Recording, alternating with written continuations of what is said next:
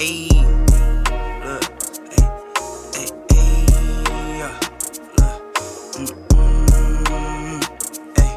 I'm in the lab like Dexter, brand new batch he tested. I'm with all the extras, don't try and bitch, I'm pressure.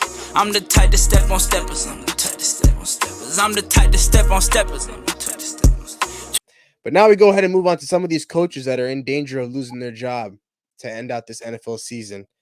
We've already got our first firing with the Carolina Panthers. Frank Reich has been officially cut and released and fired from the Carolina Panthers.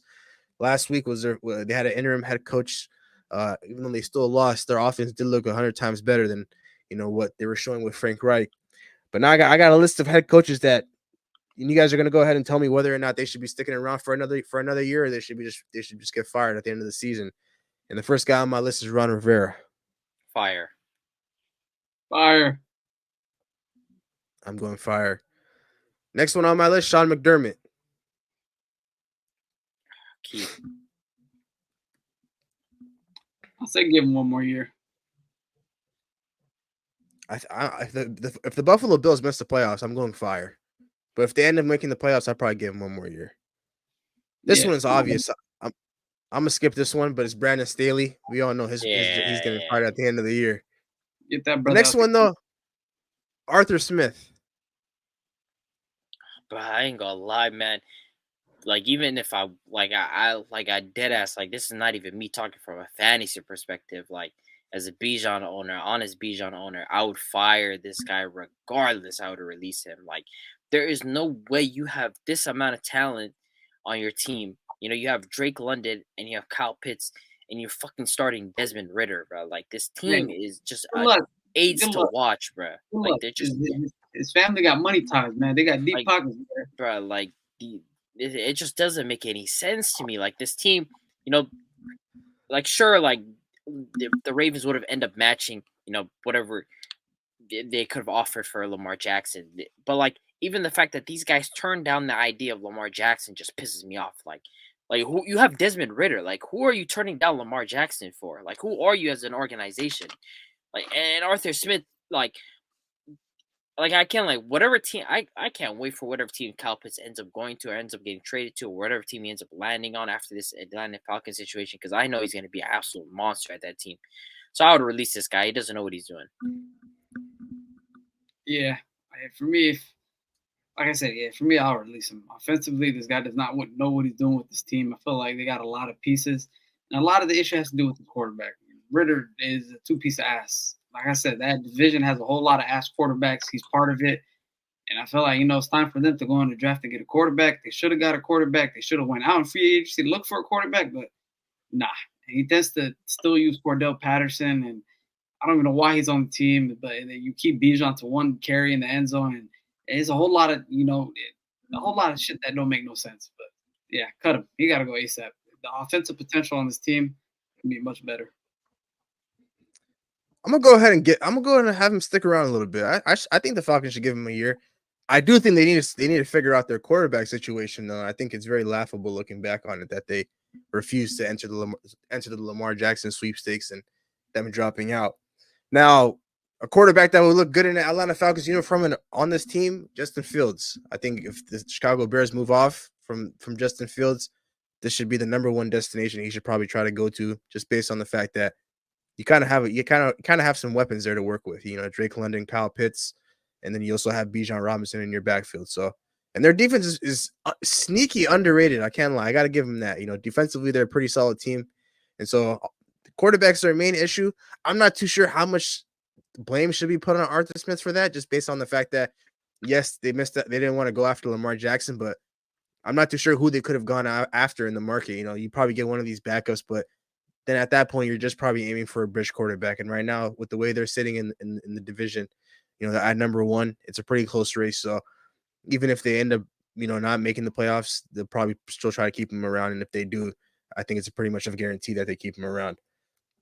The next coach that I have on this list, Matt Eberflus. How long has he been there? Is this his first year? It's his first year, man. New coach and a new GM. I'm not gonna lie. I don't know. Like, I feel like there's just been a lot going on with this Chicago team. and I don't think it's enough to just simply say, "Well, we're just gonna fire him." But again, I still haven't like I would just go ahead and release him. Like if we like it would tie into whatever they do with Justin Fields. If they end up, deciding to trade Justin Fields, I would go ahead and release him because it's time to head in a different direction, get an offensive minded coach that can just build this team with their new quarterback. So I would release him.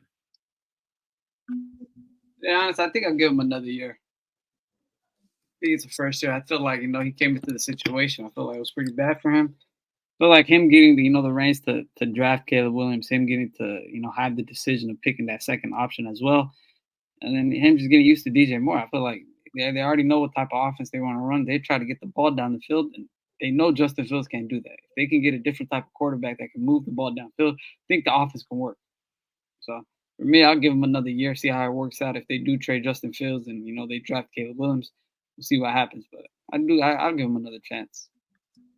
There's got to be a different Justin Fields out there that you're watching, because I'm not too sure if it's the same Justin Fields that I'm watching, but I'll probably go fire. I think the Bears should. I think offensively, I don't think Matt Eberflus is a good play caller for this team, and it showed in the beginning of the year.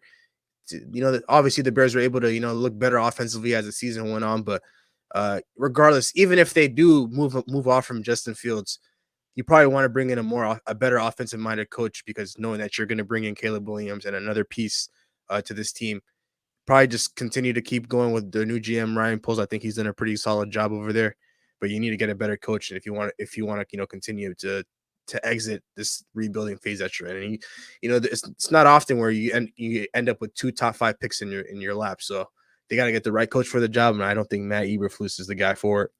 The next coach that we have on this list, man, it's good old Bill Belichick. I would fire him. I'd release him. And the reason why I would say this is because I feel like he has way too much power into this organization. Like, if you look at his draft choices, since 2019, it's just been downright tragic. And I don't think he's like washed in the sense of if he went to a different, situation and he was a head coach there, I feel like he would still do a very, very good job. He would be my candidate for if Brandon Staley got fired for the Chargers job. But I just think that at this point with this organization, how long he's been there, he just has way too much influence and way too much power to the point where he's hurt this team with his team building. His choices. He's essentially another GM on this team, and he's done a terrible job. So I'd release him. Yeah, I'm releasing him at this point. Ever since Tom Brady left, the team's just beginning ass even worse. Their draft picks, their free agency decisions, just everything. Just everything they have done, everybody they signed, every position they signed, every draft they pick they picked has been an F. And all it does to him, because he has 98% of the power control. I mean, rightfully so, because, due to the history of what he's done for the Patriots, but it's killed the team. And I think they got to go another direction. So for me, it's fire. Time to rebuild that team. Let a new coach come in, let a new GM, new people come in and just build that team from ground up again. I know we've been all seeing some Cars memes, that Disney movie on Twitter.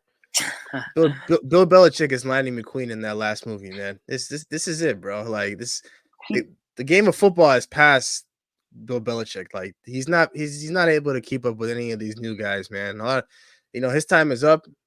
As a head coach, as a GM, the Patriots, if they want to move in a better direction, they want to move forward. They got to cut their ties with Bill Belichick. So I would fire him literally. If Bill Belichick wasn't the GOAT coach that he is, he would be out of the office, out of the building by tonight. But unfortunately, he's going to be able to stick around for a couple more weeks. But this has got to be the end of the road for him for sure. The next coach, Antonio Pierce. I would keep him. Give him another year. I would give him another year. The Raiders could look for a better coach. What's wrong with that? I kind of like the culture that he's kind of brought in. I like locker room guys. I feel like he's been able to connect with the players a lot better. I feel like he's attempting to build a culture there, and that's kind of the same thing that happens, with the Lions. Dan Campbell came in there. He tried to instill a winning culture, and he ended up hiring a guy like Ben Johnson as his offensive coordinator, who's done a phenomenal job. Probably is going to be a candidate to be a head coach somewhere else. But I feel like that's the type of situation that he's attempting to recreate. It's still a winning culture. Build some sort of discipline. You can see that the players respect him, and I'd give him another year, see what it's like. Yeah, I'll give him another year. I like what what he first came into the locker room, what he did for them. Feel like he's a great locker room guy. Like I'd said that Dan Campbell, what he did with the Lions. I feel like this guy coming into here, feel like the locker room messes with them. They got a lot of young guys. They're gonna have another draft pick that's gonna be a great pick. I feel like they can get a quarterback if they do. I feel like they have to get a quarterback. So for me, them getting a quarterback's the main thing. But with him leading the helm, I think he's a good coach, especially with a young team. Yeah, I mean, I agree. I'd probably give him one more year, but at the same time, the way that I look at it is like the Raiders were in a chokehold with McDaniels. So after McDaniels got removed from that locker room, it's like a breath of fresh air. They've been in a chokehold for so long. So anybody could have stepped into that position, and the Raiders would have responded. The Raiders players would have responded the way that they did. So now, as the season goes on, now at the end of the season, maybe we could revisit this conversation. But for right now, probably give him one more year. With the way the players have responded to him, it's been nothing but positive vibes in that locker room. So as a Raiders organization, you probably want to keep those vibes high and those vibes going, and probably try to see what you could do there. Next, we have Mike Vrabel. I'm not gonna lie, that Titans team is a bit washed, but I feel like Mike Vrabel does a good enough job of working with the pieces that he has. It's been that way for some time. Even last year, before injuries just started piling up on that Titans team, I feel like he's been able to just kind of work with what he's got. He's I would give him another year. I like what Mike Vrabel's about. I like the culture that he's kind of instilled. He does a good. He's a defensive minded head coach. He kind of works with what he has, and I feel like he's good with team building. So I'll give him another year. Man, I feel like all these teams doing this Patriot way style. You got to step away from that. To me, I feel like Mike Vrabel. We've seen enough of his style, even when the team's healthy or not. Still don't think they can compete for a Super Bowl. I still don't think they're a top 4, top 5 team in the AFC, even if they're healthy. To me, I just feel like the way they play, their play style, very slow football. It's very hard nosed football. In this day and age, I don't think that works anymore. So for me, cut is another one of these teams that I'm trying to see, rebuild and go away from the same style they've been playing the last 10 years. I'll probably go release as well. I think that the time is up for Mike Vrabel and this Tennessee Titans team. Because we know what their identity has been for these last 4 or 5 years since he's been the head coach. It might be a time for a change. Try to move in a different direction, especially with a rookie quarterback like Will Levis. Who's shown some flashes that he could be the franchise guy over there. Probably want to bring in a more offensive minded head coach and probably try to go in a different direction as a franchise as a whole. Try to rebuild around him and try to get him some better pieces. Next, we have Robert Saleh. I'm 100% keeping him. I think I'm 100% keeping him. There's no question about that. Like, sure, Give him they've. that extension. What's up? I said, give him an extension. Oh yeah, for sure, 100% give him an extension. I mean, like you've seen that the identity that he's built with this team defensively, they've been one of the best teams in the entire NFL. When he on that side of the ball when he's come in, like he's just built a culture on that end. And I feel like this year it's the fact that his quarterback ended up getting injured. I think that he has the right ideas in place, and I like what he's brought to this team. And like I'm a big fan of Robert Saleh, so maybe he's had a couple of mistakes this year, but that's part of being a coach. You end up making errors, and it's not like he doesn't have his franchise quarterback or the quarterback that he traded for, coming back next year. So we'll end up seeing what it looks like, but I would 100% give him a contract extension. 100% give him a contract extension as well. It's tough. It's tough to win games with Zach Wilson as your quarterback. I've been said he's ass. But, once you lose the quarterback that you trade for, you got your hands tied. There's not really much options left. You just got to go with it, And he's a very great defensive-minded coach. You can tell how resilient that defense is already and how great they've been playing. So, give him another contract extension. But we're going to judge him off next year offensively when, Aaron Rodgers comes back healthy.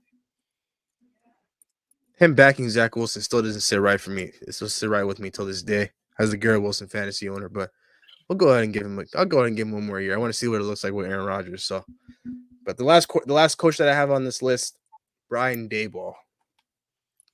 I would give him a contract extension. I think last year was very impressive to me. Like what he did with that Giants team. Like it wasn't like a whole lot of talent, and the fact that they made it to the wild card, they even won a game too. I think it speaks volume to how good of a coach he is. Like I think this year is just the fact that regression kicked in for this team, and it's not as talented. And Saquon's been hurt, and the offensive line has been terrible, and they don't have wide receivers, and Daniel Jones isn't good, and all these different things. But even if you go back to what he was able to do with a guy like Josh Allen, I think Brian Dable's a really, really good coach. So I'd give him a contract extension. I'm giving another year contract extension. Actually, I feel like the first year he came in, he made the playoffs. Second year it went down, but let the team get healthy. I feel like once they get everybody back healthy and everything, he's gonna do good. I feel like he's a great coach, so I give him another year. I'll go ahead and give him another year. Record a new hit, then we making us a film. Wouldn't sign a deal if I got a couple mil. Been in the lab, now they throwing out deals. Me and now Lake, now that's overkill.